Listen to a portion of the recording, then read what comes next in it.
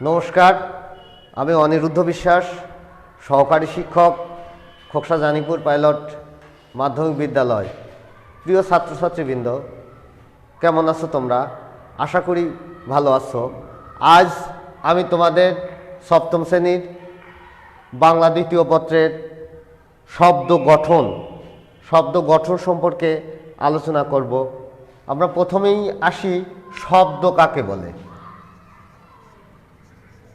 শব্দ কাকে বলে বা শব্দ কি? শব্দ হচ্ছে এক বা একাধিক ধ্বনির সমন্বয়ে গঠিত অর্থবোধক ও উচ্চারণযোগ্য একককে বলা হয় শব্দ। অর্থাৎ ধ্বনির অর্থপূর্ণ মিলন ঘটলে তাকে শব্দ বলে। যেমন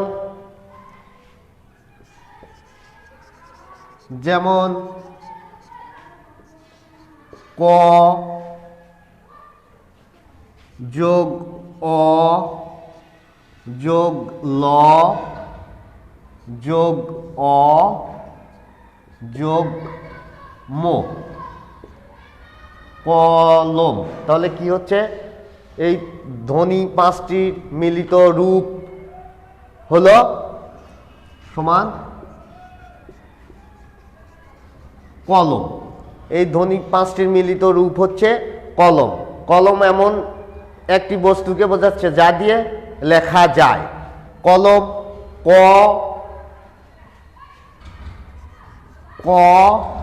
ল ম, কলম ধ্বনি সমষ্টির মিলিত রূপ, অর্থাৎ যা অর্থপূর্ণ। সুতরাং কলম হচ্ছে একটি শব্দ।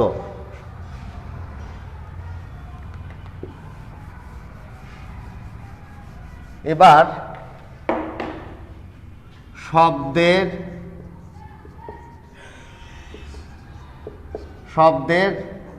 গঠন। শব্দের গঠনগত দিক দিয়ে শব্দকে দুইটি শ্রেণীতে বিভক্ত করা যায়। গঠনগত দিক দিয়ে শব্দকে দুইটি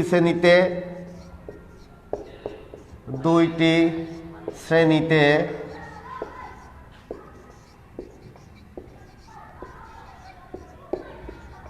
বিভক্ত করা যায়।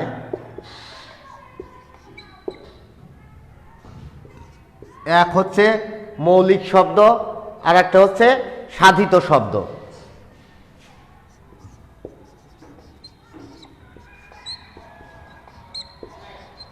মৌলিক শব্দ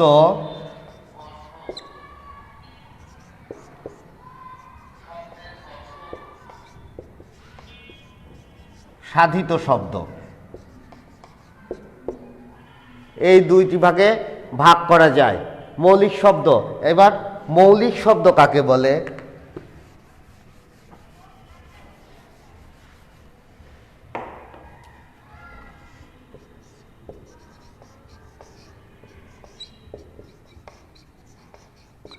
মৌলিক শব্দ যেসব শব্দ বিশ্লেষণ করা যায় না বা ভাঙা যায় না বা আলাদা করা যায় না, সেগুলোই হচ্ছে মৌলিক শব্দ। যেমন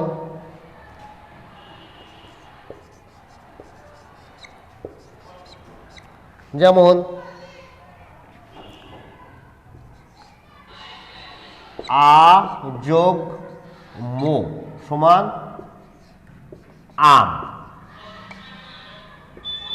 ব যোগ রস্যই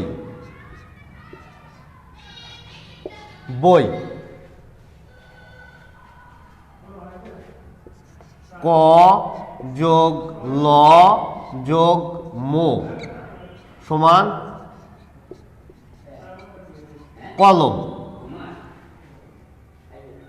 প্রসঙ্গত উল্লেখ্য স্বরবর্ণের সংক্ষিপ্ত রূপকে বলা হয় কার এবং ব্যঞ্জন বর্ণের সংক্ষিপ্ত রূপকে বলা হয় ফলা। সরল বর্ণের সঙ্গে কার বা ফলা যোগ করে যে শব্দ গঠন করা যায় কার ও ফলা যোগে শব্দ গঠনের উদাহরণ প্রদত্ত করা হলো কার যোগ করে। এবার কার যোগ করে শব্দ গঠন।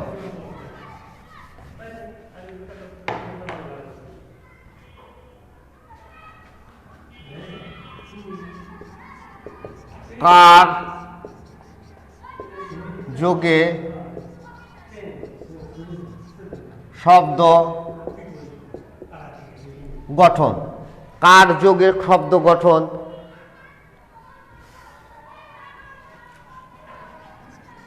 ক যোগ অ সমান ক।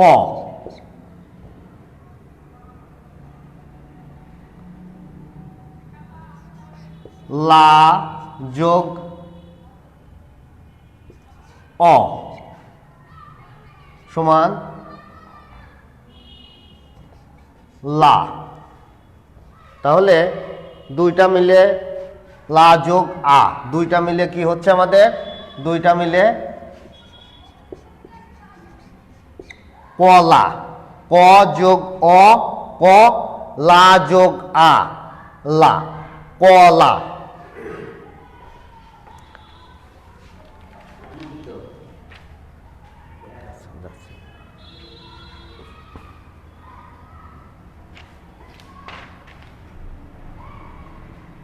এবার সাধিত শব্দ, যে শব্দকে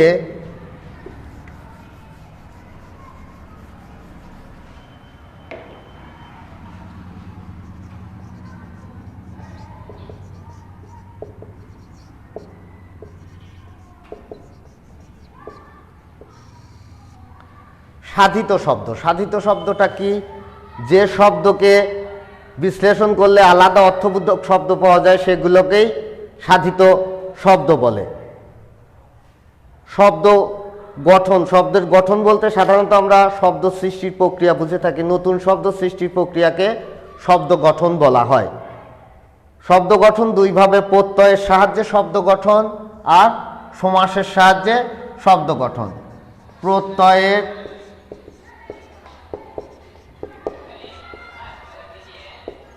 সাহায্যে শব্দ গঠন, আর একটা হচ্ছে সমাসের সাহায্যে শব্দ গঠন। তাহলে আজ এই পর্যন্তই। তোমরা ভালো থাকবা, সুস্থ থাকবা। ধন্যবাদ সবাইকে।